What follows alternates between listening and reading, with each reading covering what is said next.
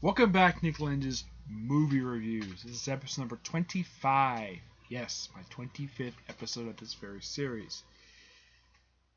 Despite the fact I've only done this, I only started this series like a year ago. I think it was like, I started like a year ago. This is one particular series I haven't really done that many videos of. I don't do videos for this series that very often. I don't know why that's down for. Yeah, sorry I had to keep doing this at times when you see me in the videos. Put the towel back up. That's to pick up any liquid spills I have on my floor.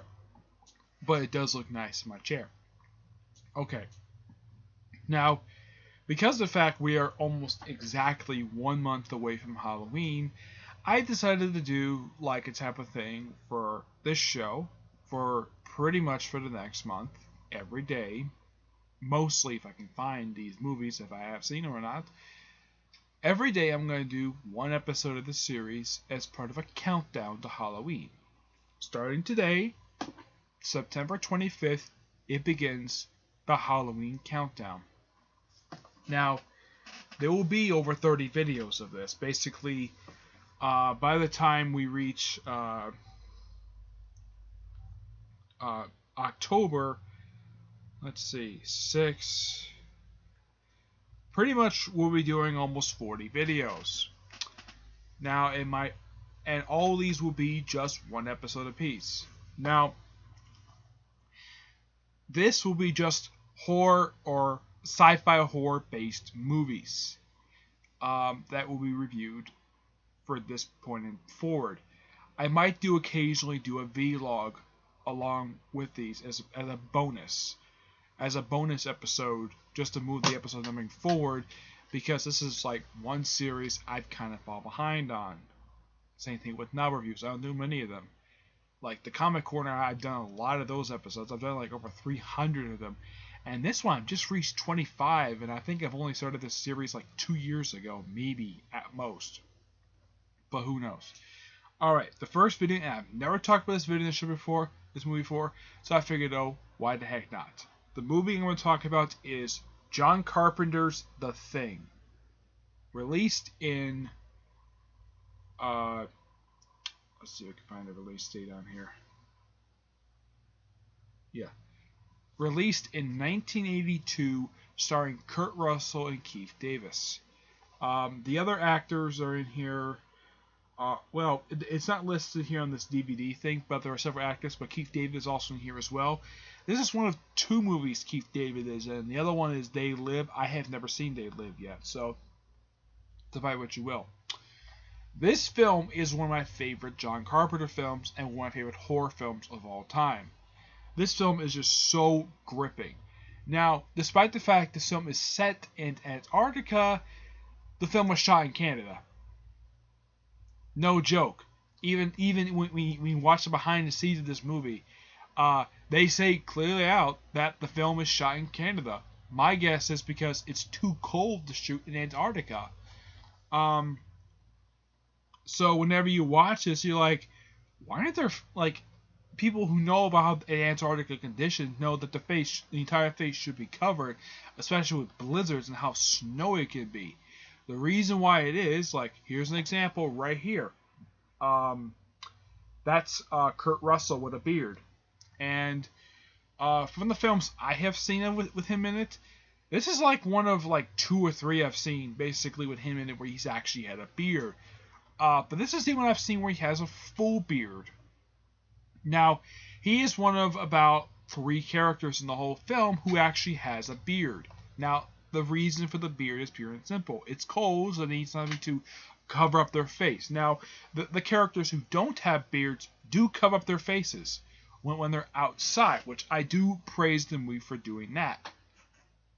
Now, and in case you're wondering, it's just a cool poster. That's pretty much what this promotional thing is. Now, this particular film, believe it or not, was John Carpenter's first big budget film he's ever directed. The first official film he directed was a film called Dark Star. I have never seen the film.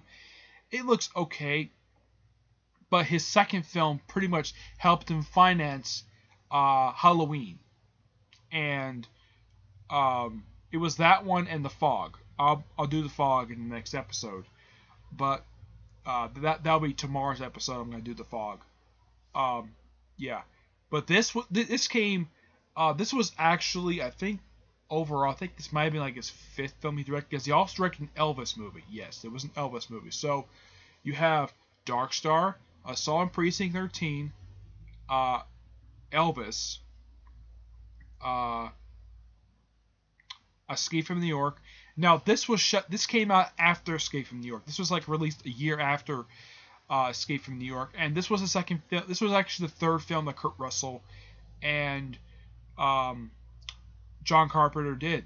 Now they did together overall 5 films. You have Elvis, which John Carpenter did direct. You have this film, Escape from New York, Escape from L.A., and Big Trouble in Little China, which was his last big budget film before he went back to independence. Now, this is actually one of very few. Now, from his previous film, Escape from New York, that kind of helped him basically become a big budget actor, a big budget director. Now, the budget for this film, let's see here. Now, in case some of you don't know, this film is a remake. Yes, it is a remake of a film that came out back in the late 50s. Have I seen it? No, I have never seen the film at all. It's a remake of the 1951 film.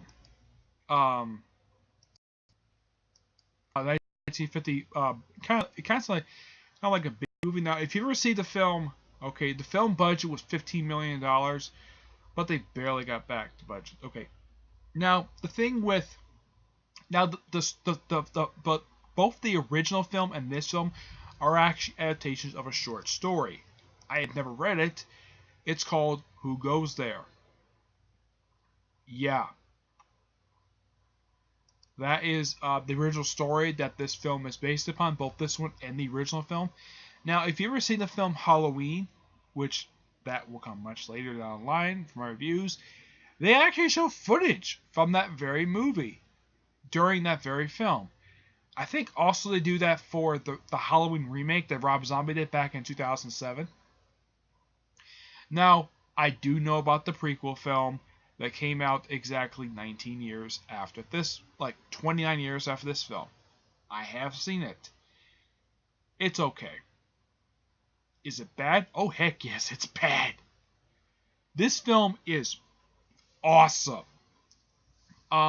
When it came out, it got negative reviews. Now they think it was too slow. No, it really wasn't. Nowadays, in the past 10 years, this film has got a lot. It's gotten the respect it's rightfully deserved that it should have gotten back in the 80s. Now, the music for this film, and Linkara also did it when he did review it. Ennio Morricone. Now, I've never heard of this composer before, but I have heard of the films that he actually did music for. One particular film he did do the music for was The Good, the Bad, and the Ugly.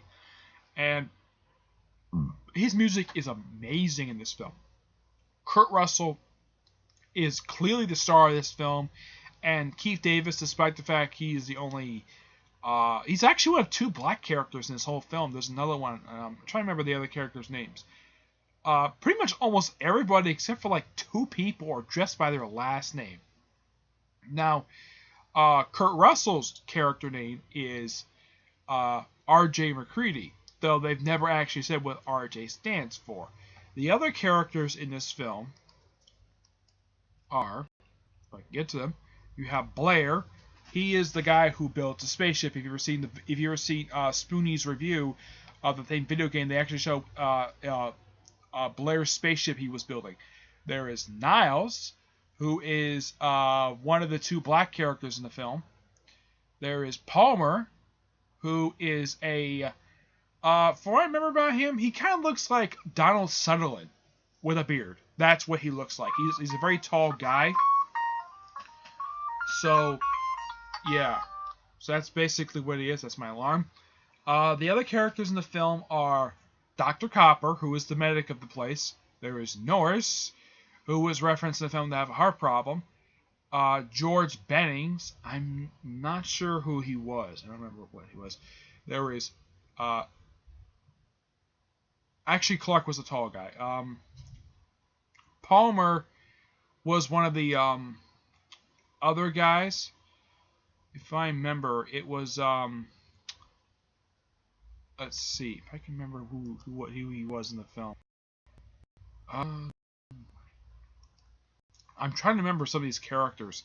Now, the commander of the base, his name is Gary, and if you see him in the film, he wears a Navy uniform, which kind of does make sense because it's an American military base, and he is the only one in the whole film who wears a uniform. There's also Fuchs, Windows. Windows is the communications officer who was actually, I think he was killed by the Thing in the film. Most of the characters were killed by the Thing in the film. Clark was not killed by the Thing in the film. Clark was killed by, well, I'm not going to spoil every single character's death, but almost all the characters died but two, but I'm not going to spoil who they are. But I will say this, Clark is the only character who does die in the film, who's actually one of two characters who die in the film who are not, repeat, not killed by the Thing. They are killed by different people. Now, there is the Norwegian pilot. The pilot who commanded the helicopter from the film. You see when you see at the start of this film. From what I remember what the commentary for this particular version of this DVD said, that at the time the pilot was in fact Kurt Russell's own brother-in-law. I'm like, huh, that's interesting. Interesting little trivia. The fact that the pilot was in fact Kurt Russell's brother-in-law.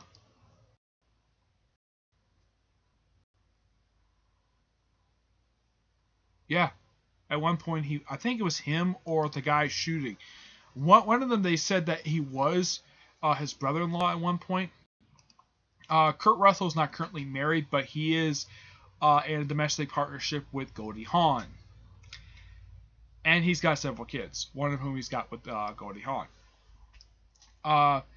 As for most of the actors in this film, Kurt Russell is actually one of the very few actually still alive.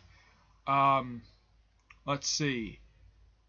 Keith David, who played Childs in the film, still very much alive. Right now he is 60. He just turned 60 this year. But what about the others who were in the film? Are they still? I know Kurt Russell's still alive because he was in Furious 7. So that's how I know he's still alive. And I know his recent film was The Hateful Eight, but I've never seen Hateful Eight. Actually, Wilford Brimley, yeah, he's still alive. He's 81. And he's got a mustache now. When you see the film, he does not have a mustache. Well, he goes kind of crazy in the film, and he destroys all the air stuff. Let's see. The guy who played Niles, yeah, he's still very much alive. He's 59 now. He's about the same age as Keith David. I think, as far as I can tell, I think there's at least one person from this film who's actually dead. I mean, the film itself was released like a little over 30 years ago. Let's see. Might be somebody dead. Richard Dysart, who actually played, he played one of the characters in the film. He passed away just last year. Once it comes up here, I can figure out who he played. He played Dr. Copper. He is dead. The guy who played Norris, Charles Hannon, died. Looks like he died like 19 years ago. Yeah, he's been dead for almost 19 years. Let's see.